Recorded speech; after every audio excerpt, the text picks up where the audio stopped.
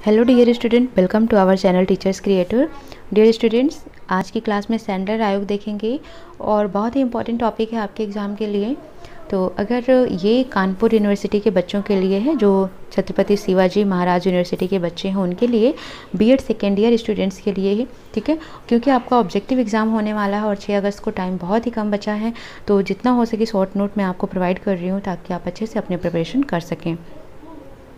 सो share कर दीजिए दोस्तों सबको, ताकि सबको ही इसका बेनिफिट मिल सके, ठीक है। तो स्टार्ट करते हैं। सैंडलर आयोग 1917। क्वेश्चन आपसे ये भी पूछा जा सकता है कि सैंडलर आयोग कब आया, तो कब आया था? 1917 में आया था।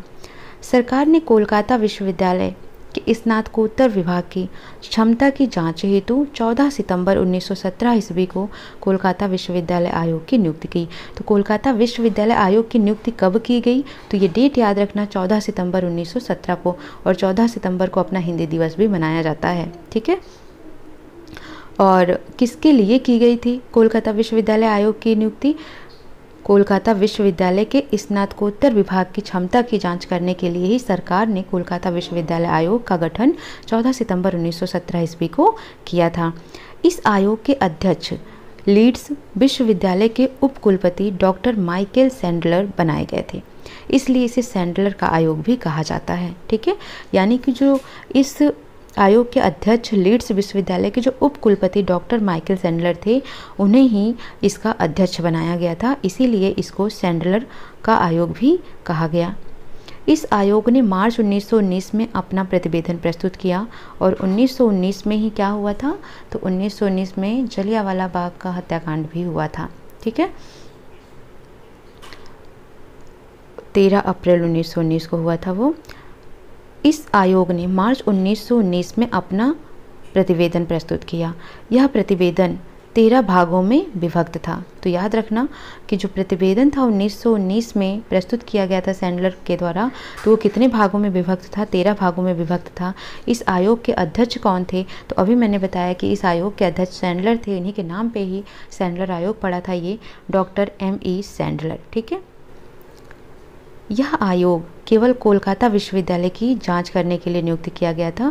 जो कोलकाता विश्वविद्यालय है उसके स्नातकोत्तर विभाग की जांच करने के लिए, उसकी क्षमता की जांच करने के लिए वहां की सरकार ने कोलकाता विश्वविद्यालय की जांच करने के लिए कोलकाता विश्वविद्यालय आयोग बनाया था, यानी कि इसी का नाम सैंडलर आयोग पड़ गया था। इस आयोग का कहना था कि विश्वविद्यालय शिक्षा में सुधार के लिए माध्यमिक शिक्षा का पुनर्गठन आवश्यक है। यानी जो सैंडलर आयोग था, इसने कहा कि अगर हमें विश्वविद्यालय शिक्षा में सुधार लाना है तो उसके पहले हमें क्या करना होगा? जो हमारी माध्यमिक शिक्षा है इसका पुनर्गठन करना होगा, तभी विश्वविद्यालय शिक्षा में सुधार आ सकती है। आयोग का सुझाव यह भी था कि कॉलेज में शिक्षा का माध्यम भारतीय भाषाओं में होनी चाहिए। यानी जो भी कॉलेज में शिक्षा दी जा रही है, जो भी उसका मीडियम रखा जा रहा है, वो कैसा होनी चाहिए? भारतीय भाषा के आधार पर ही होनी चाहिए। प्रत्येक प्रांत में माध्यमिक और इंटरमीडिएट शिक्षा परिषद की स्थापना की जाए। यानी कि कोई भी प्रांत हो वहाँ पर माध्यमिक और इंटरमीडिएट शिक्षा परिषद की स्थापना की जाए, तभी विश्वविद्यालय सक्सेस हो पाएगा।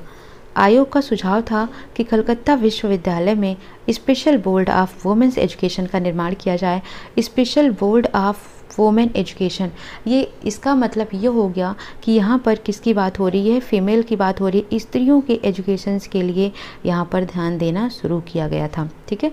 आयोग का सुझाव था कि जो कलकत्ता विश्वविद्यालय है उसमें special board of women's education का निर्माण किया जाए, ताकि वहाँ पर फीमेल्स भी एजुकेशन ले सकें।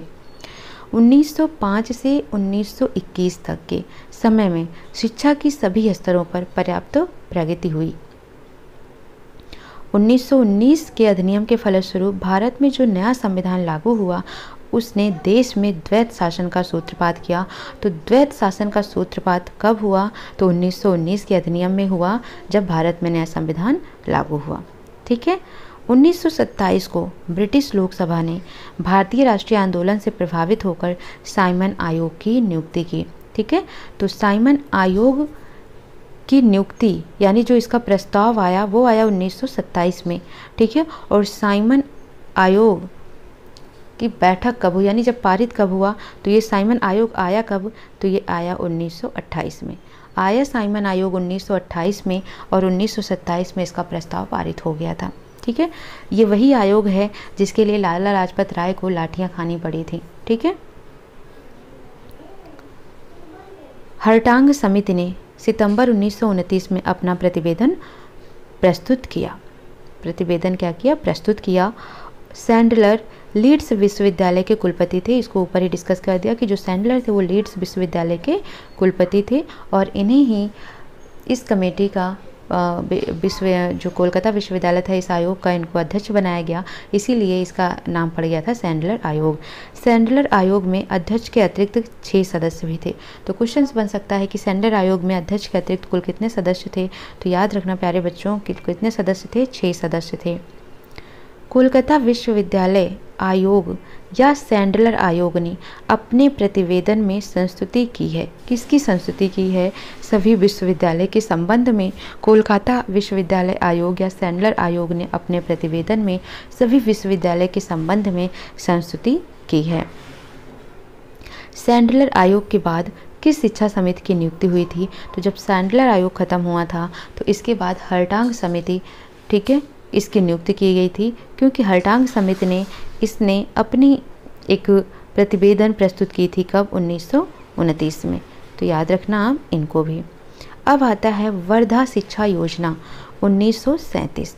ये भी याद रखना, इनकी डेट भी, इनका ईयर भी, कि वर्धा शिक्षा योजना कब हुआ। आपको मैचिंग की तरह भी दे सकते हैं ये, जैसे दे दिया वर्धा शिक्षा योजना, ठीक है, इस तरीके से। और यहाँ पर इन्होंने दे दिया, यहाँ पर कुछ, ठीक है, यहाँ पर 2-3 सन दे दिया, इधर भी दे दिया कुछ, जैसे बेसिक शिक्षा एजुकेशन कुछ भी ऐसे दे दिया और उसके बाद मैचिंग के लिए बोल दिया। ठीक है, तो कैसा भी क्वेश्चन आपका ये बन सकता है। तो वर्धा शिक्षा योजना 1937 में आया था। वर्धा शिक्षा सम्मेलन के अध्यक्ष कौन थे? महात्मा गांधी थे। निम्न में से जाकिर हुसैन समिति का सदस्य कौन था?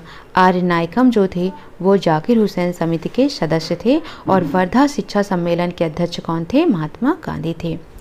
वर्धा शिक्षा योजना के निम्न सिद्धांतों में से कौन सा सिद्धांत विवादास्पद रहा था? तो स्वावलंबन का जो सिद्धांत था वो बहुत ही विवादास्पद रहा था वर्धा शिक्षा योजना के तहत।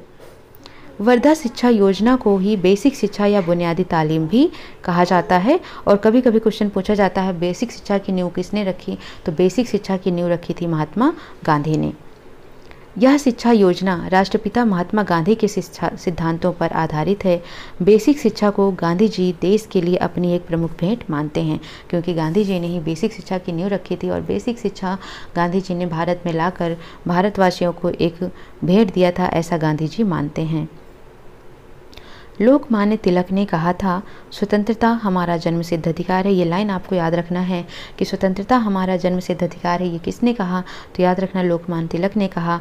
और शिक्षा हमारा जन्मसिद्ध अधिकार है, तो ये किसने कहा? ये पेस्टोलॉजी ने कहा। ठीक है, स्वतंत्रता हमारा जन्मसिद्ध अधिकार है बाल गंगाधर तिलक, और शिक्षा हमारा जन्मसिद्ध अधिकार है, ये किसने कहा? पेस्टोलॉजी ने कहा। और इस शिक्षा को प्राप्त करने का सभी को अधिकार है। महात्मा गांधी के अनुसार एक अच्छी शिक्षा की कसौटी क्या है? स्वावलंबन है। यानी कि महात्मा गांधी कहते हैं कि अच्छी शिक्षा की कसौटी क्या है? स्वावलंबन है। उनके अनुसार शिक्षा कैसी होनी चाहिए? स्वावलंबी होनी चाहिए। गांधी जी के अनुसार वर्तमान शिक्षा बालक को अपंग बना दी है। ठीक है, अंग्रेजों ने स्त्री शिक्षा पर कोई ध्यान नहीं दिया। ठीक है, पता ही आपको ब्रिटिश सरकार में अंग्रेजों जो स्त्रियां थी उन पर कोई शिक्षा का एजुकेशन का कोई ध्यान नहीं दिया जाता था। और जो अशिक्षित नारी होती है, क्योंकि एक नारी को ही घर चलाना है, ठीक है, अगर वो अशिक्षित नारी है तो वो एक योग्य पत्नी नहीं बन सकती, एक सक्षम माता नहीं हो सकती है। 1937 में जब देश के 9 प्रांतों में कांग्रेसी मंत्रिमंडल स्थापित हुए तो गांधी जी ने अपनी शिक्षा योजना को लागू करने का विचार किया। तो गांधी जी ने अपनी शिक्षा योजना को लागू करने का विचार कब किया? 1937 में किया, जब देश के 9 प्रांतों में कांग्रेसी मंत्रिमंडल स्थापित हो गए थे तो। ठीक है, तो कितने प्रांतों में? 9 प्रांतों में। कब? 1937 में क्या स्थापित हुए? कांग्रेसी मंत्रिमंडल स्थापित हुए, तब गांधी जी ने अपनी शिक्षा योजना को लागू करने का विचार किया। गांधी जी ने 1936 से हरिजन पत्र द्वारा अपने विचारों का प्रचार प्रसार करना प्रारंभ कर दिया था। तो गांधी जी की एक पत्रिका है ये हरिजन पत्रिका, जिसके थ्रू 1836 में उन्होंने अपने विचारों का प्रचार करना प्रारंभ किया। अक्टूबर 1937 में नवीन शिक्षा पर विचार करने के लिए वर्धा में शिक्षा शास्त्रियों का एक अखिल भारतीय सम्मेलन आयोजित किया। कहाँ पर? वर्धा में किया गया था, इसीलिए इस आयोग का नाम वर्धा आयोग पड़ा था। ठीक है, अक्टूबर 1937 में नवीन शिक्षा पर विचार करने के लिए वर्धा में शिक्षा शास्त्रियों का एक अखिल भारतीय सम्मेलन आयोजित किया गया। इस सम्मेलन में सभापति कौन थे? गांधी जी थे। बेसिक शिक्षा की योजना को सन 1938 में उन प्रांतों में लागू कर दिया गया जहां कांग्रेसी मंत्रिमंडलों की बैठक की गई थी। ठीक है, बैठक कब हुई थी? 1937 में हुई थी। कितने प्रांतों में हुई थी? 9 प्रांतों में हुई थी। ठीक है, तो उन प्रांतों में जहां पर कांग्रेसी मंत्रिमंडल की बैठक हुई थी वहां पर बेसिक शिक्षा योजना की लागू कर दिया गया था। कब? 1938 में। सन 1938 में वर्धा में विद्या मंदिर प्रशिक्षण विद्यालय स्थापित हुआ। तो याद रखना कि विद्या मंदिर प्रशिक्षण विद्यालय कब स्थापित हुआ और कहाँ पर स्थापित हुआ? तो 1938 में वर्धा में स्थापित हुआ। भारत सरकार ने सन 1956 में एक पत्रिका प्रकाशित की थी जिसका नाम था the concept of basic education. ठीक है, तो याद रखना the concept of basic education नामक पत्रिका कब प्रकाशित की गई थी? 1956 में। और इसको किसने प्रकाशित किया था? तो इसको भारत सरकार ने प्रकाशित किया था। ठीक है, डॉक्टर जाकिर हुसैन का जन्म 8 फरवरी 1897 ईस्वी को हैदराबाद के एक संभ्रांत मुस्लिम परिवार में हुआ था। तो डॉक्टर जाकिर हुसैन हमारे क्या थे? राष्ट्रपति थे। ठीक है, और इनका जन्म याद रखना 8 फरवरी 1997 ईस्वी को हुआ था। कहाँ पर हुआ था? हैदराबाद में हुआ था। किस परिवार में हुआ था? मुस्लिम परिवार में हुआ था। डॉक्टर जाकिर हुसैन ने एवं सभी सदस्यों ने 2 प्रतिवेदन प्रस्तुत किए। प्रथम प्रतिवेदन दिसंबर 1937 को प्रस्तुत किया और दूसरा प्रतिवेदन अप्रैल 1938 में प्रस्तुत किया। दोनों की डेट याद रखनी है कि जाकिर हुसैन और उनके जो सदस्य थे साथ में उन लोगों ने 2 प्रतिवेदन प्रस्तुत किए। पहला 1937 दिसंबर में और दूसरा अप्रैल 1938 में प्रस्तुत किया था। सन 1966 में कोठारी कमीशन, जिसे कोठारी शिक्षा आयोग कहा जाता है, ने बेसिक शिक्षा को समाप्त करने की संस्तुति की। ठीक है, अब नेक्स्ट क्लास में देखेंगे सार्जेंट रिपोर्ट 1944। ठीक है, तो इतना आप नोट कर लें और अगर आपको कोई डाउट आता है तो कमेंट सेक्शन में मैसेज कर सकते हैं और चैनल पर नए हैं तो चैनल को सब्सक्राइब कर लीजिए, वीडियो को लाइक शेयर ज़रूर करें ताकि सबको इसका बेनिफिट मिल सके। सो मिलते हैं नेक्स्ट सेशन में। Thank you for watching.